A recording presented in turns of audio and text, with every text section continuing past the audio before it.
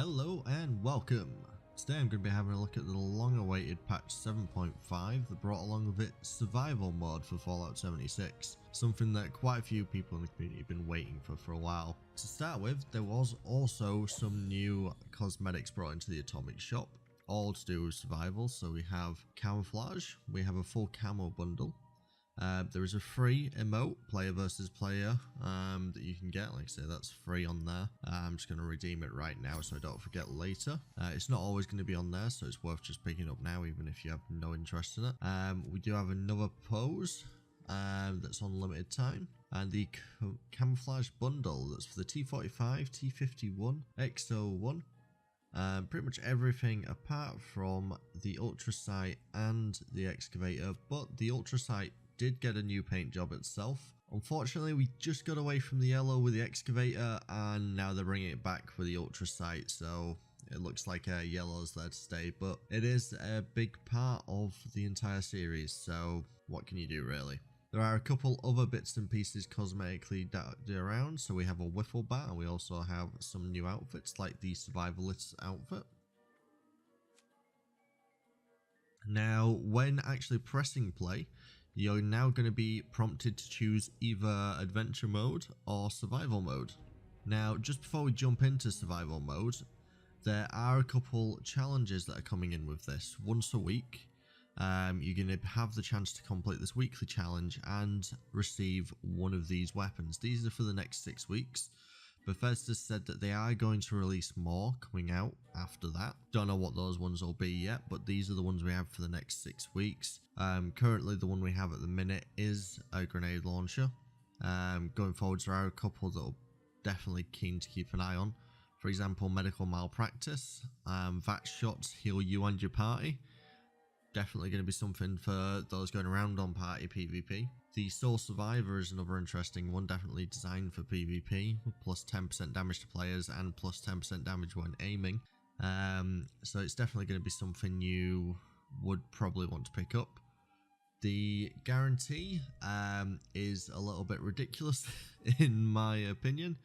I mean, it's a fat man launcher that also does extra damage if it's the initiating shot, so double damage if the target is full health, plus 50% limb damage and 15% faster reload. I feel like if you put a Merv launcher on that, it's going to be ridiculous and kill people in one shot.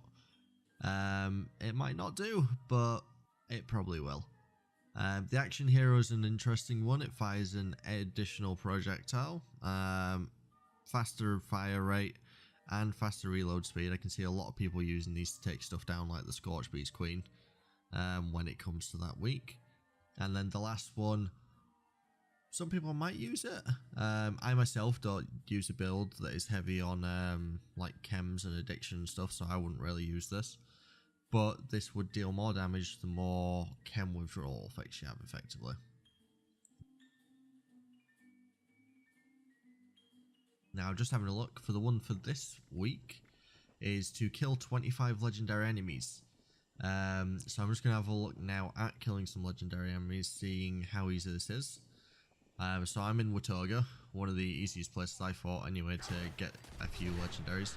See there, I just killed a legendary, and fortunately I wasn't aware that they've actually changed the Watoga robots so that if you melee kill them, they explode in a nuclear fire. That nearly actually killed myself there. So I'm just going to walk around, going to have a look for another one just before I check. Really easy place for going around for Watoga. I wouldn't recommend it for grinding for like legendary weapons and stuff, because a lot of the time the ones I've seen here are like 1 star, and really if you're at that point where you're grinding for legendaries, you want 3-star weapons. You probably can get them spawning here. I've just not had much luck with them. They're usually either regular or just legendary, not 3-star legendaries. So I'm just going to carry on looking around. Those tubes are where the robots come out of. Every time a player walks by, they'll pop up out of them. Also, the game is correct, they are all hostile, but there is actually an event in this area, a quest line, that if you complete it, they won't attack you anymore.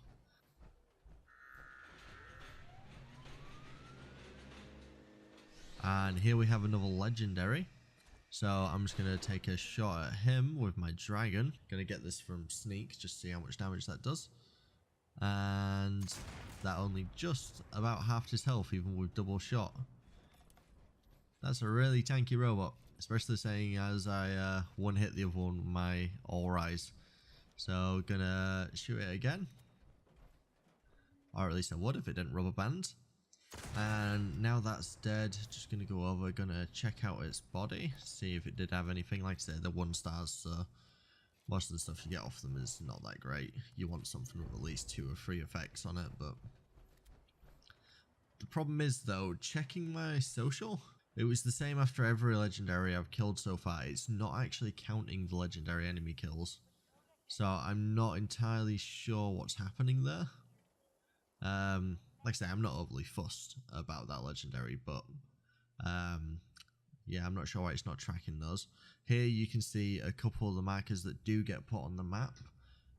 They've taken it out so you can't see all the players, but if it's one of the top 3 players, it'll show like that one is there for the second player. Show like a little silver icon and a big circle around them, so everyone knows who's currently been alive the longest, so people go hunt them down. Can see another one here from another game I was in,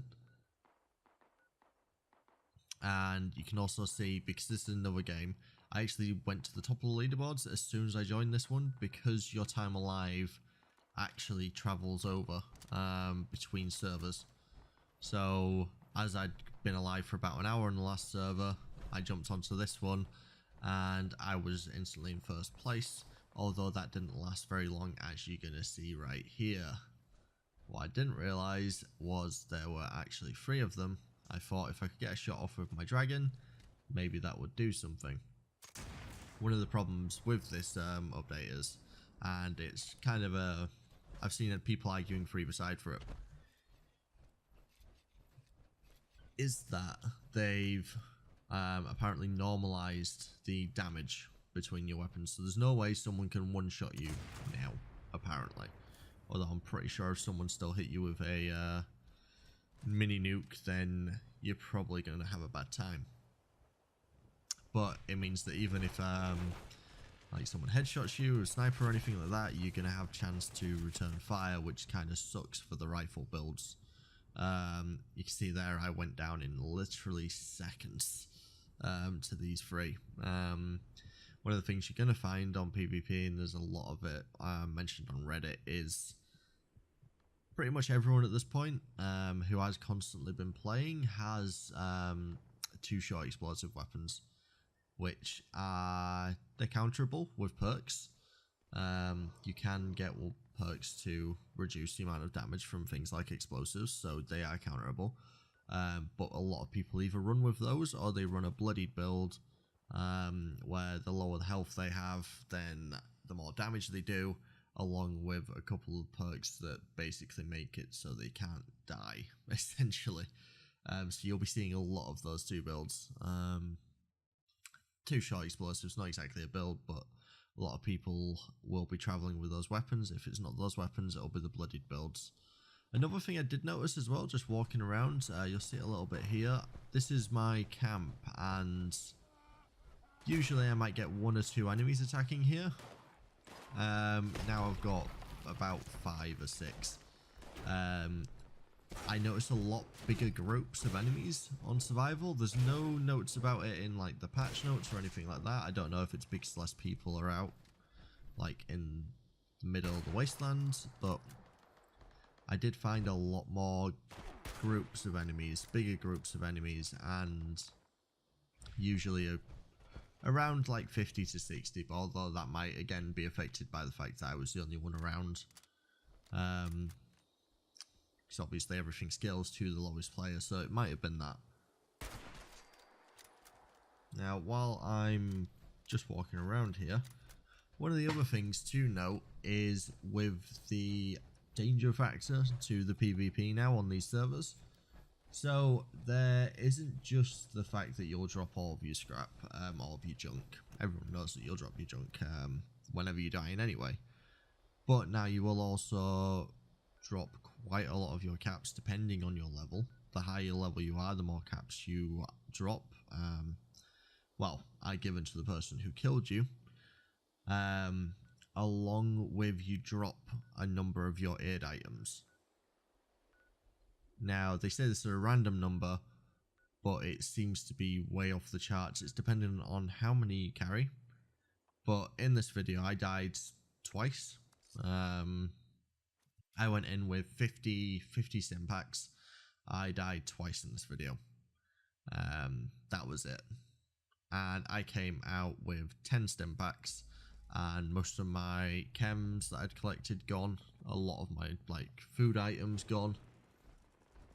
So it seems at the minute ridiculously expensive to die in this mode. You drop so much stuff. I'm going forwards, I'm going to carry on playing this mode, but I'm going to have to start a new character because I don't want to lose all the progress on this character.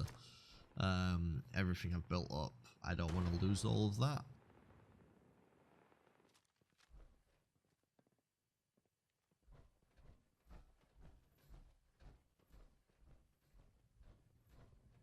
I do like the thought of PvP, but as you can see,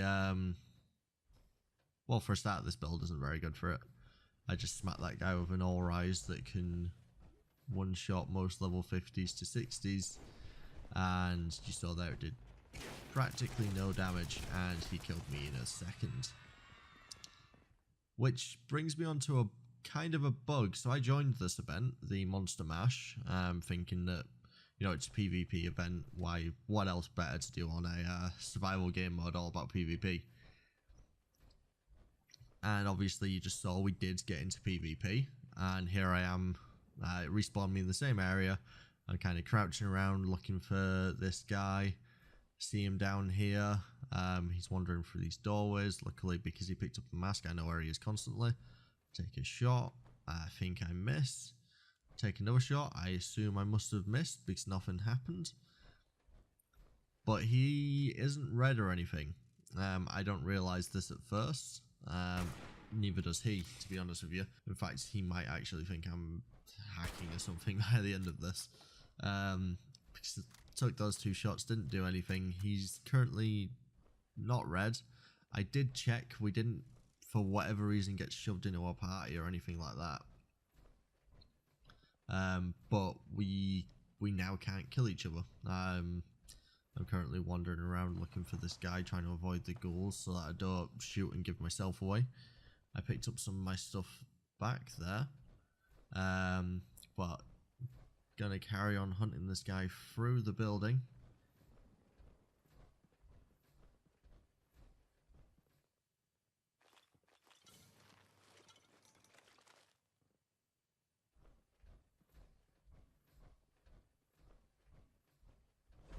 Gonna take a drop here, gonna announce my presence, seeing as I'm in power armor and you can't drop quietly.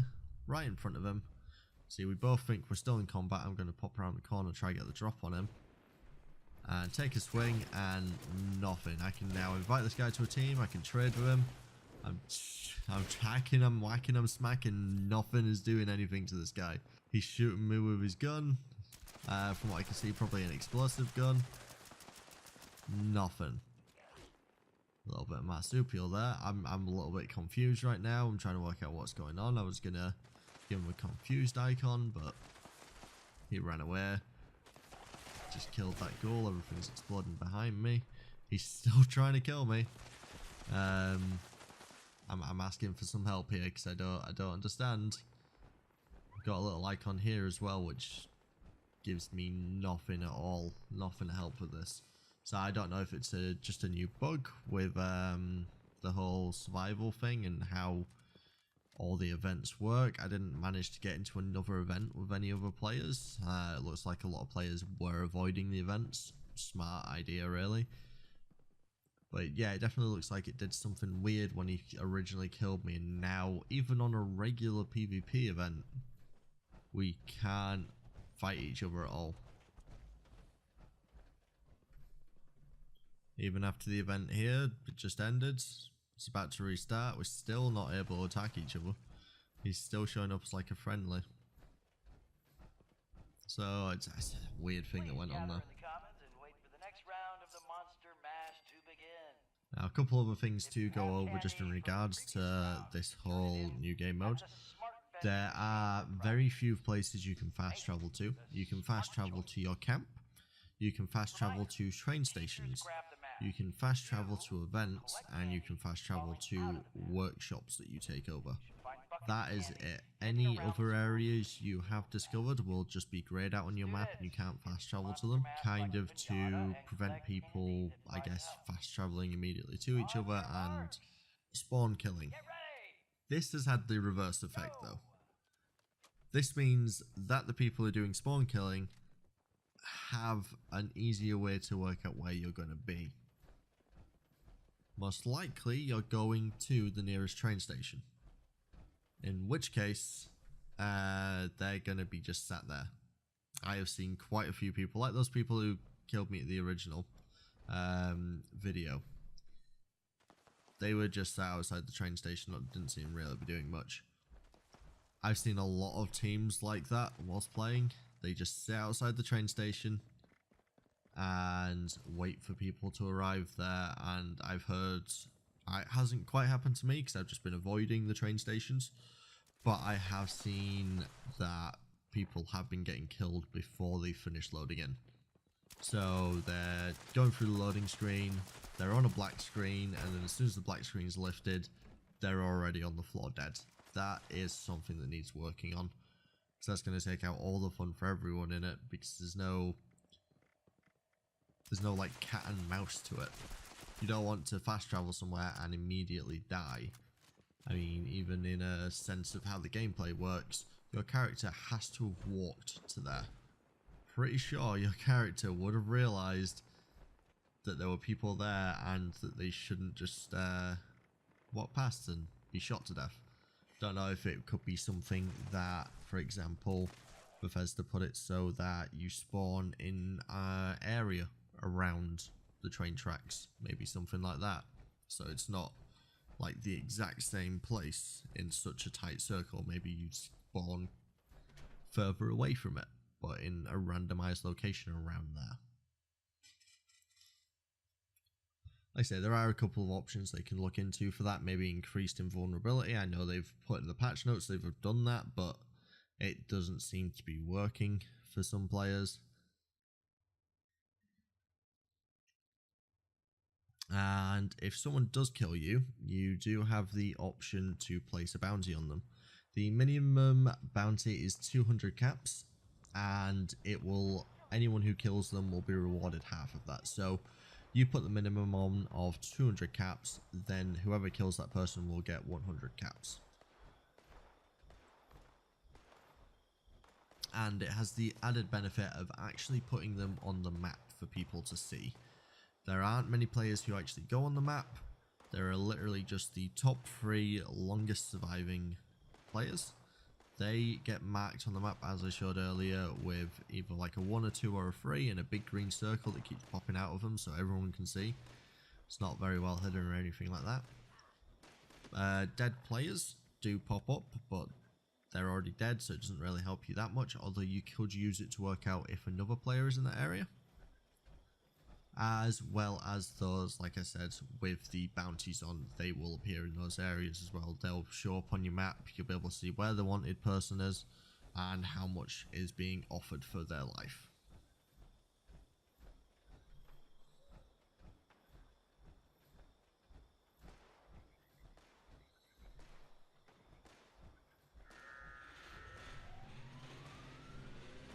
Well, that's everything for this video. Just a quick overview of the new survival mode and how the new mechanics work. How are you doing with survival? Are you enjoying it? Do you hate it? Do you think there needs to be more rules? Leave a comment below. And as always, like and subscribe if you do want to see more of this content.